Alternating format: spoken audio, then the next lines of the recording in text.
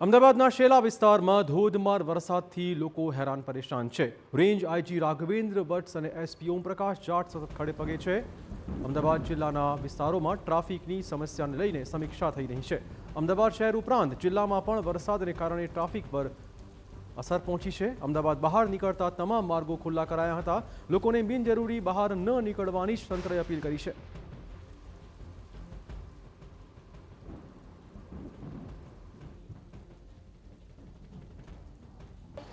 તો અમદાવાદ શહેર અને ગ્રામ્ય વિસ્તારમાં અવિરત વરસાદ જારી છે અને વરસાદને કારણે અનેક જગ્યાઓ પર ચાહે ટ્રાફિક જામની સમસ્યા હોય કે પછી પાણી ભરાવાની સમસ્યા હોય અને સહિતની તમામ સમસ્યાઓ જોવા મળી રહી છે। ત્યારે અમદાવાદના જે એસપી અને એ સહિતની સમગ્ર ટીમ, આ સિવાય રેન્જ આઈજી સર અને એ સહિતના તમામ જે સ્ટાફ છે અત્યારે હાલ ખડે પગે જોવા મળી રહ્યો છે। મહત્વની વાત એ છે કે હવામાન વિભાગ દ્વારા જે આગાહી આપવામાં આવી છે એમાં હજુ પણ આ જ પ્રકારનો અવિરત વરસાદ જારી રહે એ પ્રકારની શક્યતાઓ છે અને શક્યતાઓને ધ્યાનમાં રાખીને જ આ પ્રકારે સમગ્ર તંત્ર છે એ કામે લાગેલું જોવા મળી રહ્યા છે। અમદાવાદ શહેરના મેયર પણ અત્યારે હાલ વિસ્તારમાં ફાયરની ટીમો સાથે ફરી રહ્યા છે। આ સિવાય તમામ જગ્યાઓ ઉપર ઓર્ડર પણ કરવામાં આવ્યા છે અને આ સિવાય તમામ જે અધિકારીઓ છે એ પણ હાલ ફિલ્ડમાં જોવા મળી રહ્યા છે।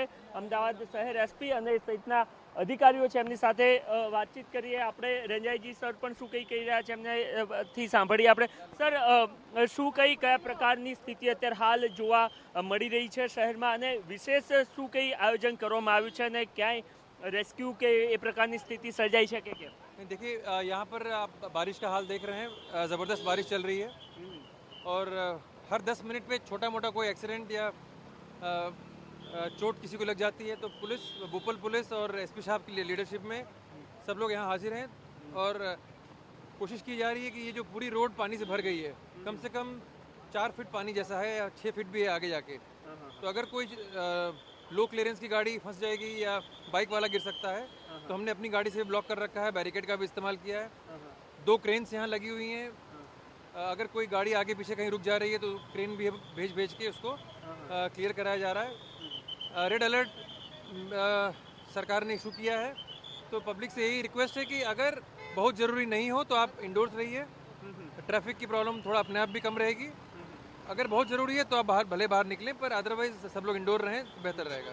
अहमदाबाद से बाहर जाने वाले जितने भी रास्ते अभी ओपन है, क्या कुछ सिचुएशन क्या है और जो लोग बाहर जाना चाहते हैं उनके लिए क्या कुछ सूचना है? नहीं, अहमदाबाद से बाहर जाने रास्ते जो मेन हाईवेज हैं वो ओपन है, पर जहाँ भी जल भराव या पानी की स्थिति है तो थोड़ा सावधान तो सबको रहना ही पड़ेगा। ओके, कोई रेस्क्यू या वगैरह और सभी यहाँ पर अभी कुछ देर पहले अगर आप आए होते तो 2 लोग गिर गए पानी में तो फिर उनको भी बचाया। और अभी क्रेन यहाँ खड़ी थी, क्रेन हैज़ बीन सेंट क्योंकि कुछ गाड़ियाँ रुक गई हैं तो उनको ड्रैग करने के लिए, टो करने के लिए क्रेन भेजी गई है। तो रेस्क्यू लगातार चल रहा है पुलिस का। पुलिस के सारे जवान including officers, inspector, DYSP, SP सब लोग अपनी अपनी अलग अलग जगहों पर हाजिरी देके और आगे से लीड कर रहे हैं। ओके, सर, अमदावाद शहर में अरे जिला में क्या प्रकार की स्थिति है અને તમામ જગ્યાઓ પર વ્યવસ્થા સામાન્ય છે કે કયા પ્રકારની છે? અત્યારે જે સૌથી વધારે જે આખા જિલ્લામાં માંડલ તાલુકામાં બારિશ થઈ છે, એના પછી વિરમગામ, એને પછી ધોળકા, એ તમામ તાલુકામાં વિસ્તારમાં જે પણ પોલીસ સ્ટેશન છે તમામ પોલીસ સ્ટેશનની તમામ ફોર્સ ફિલ્ડમાં છે અત્યારે। ઓર એમાં વિરમગામમાં 1-2 જગ્યા જે છે જે લોકોને સ્થળાંતરણ કરાવવું પડ્યું।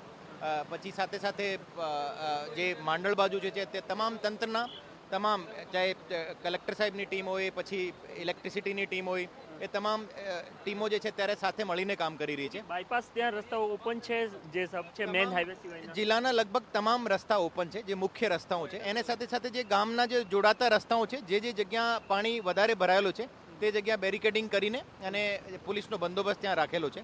એને જે પણ જગ્યા પાણીનો વધારે ભરાવ છે તો મારી આપને મારફત જે તમામ જાહેર જનતાને જે અપીલ છે કે જે પોલીસ તરફથી या જે પ્રશાસન તરફથી જે પણ સૂચનાઓ આપવામાં આવે છે એ તમામ સૂચનાઓનું પાલન કરે, એને પ્રશાસનનો અને પોલીસનો સહકાર કરે और એને આધારે આપણે વ્યવસ્થિત જો મતલબ આ 1-2 દિવસનો રેડ એલર્ટ છે. આ રેડ એલર્ટ વ્યવસ્થિત રીતે કાઢી શકાય છે. ઓકે, તો રેડ એલર્ટ જ્યારે આપવામાં આવ્યો છે સમયગાળા દરમિયાન લોકો પોતાના વિસ્તારમાંથી નીકળવાનું ટાળે એ પ્રકારની સૂચના આપવામાં આવી રહી છે. આ સિવાય અમદાવાદ જિલ્લા અને એ સહિતના તમામ જે રસ્તાઓ છે હાલ ઓપન છે.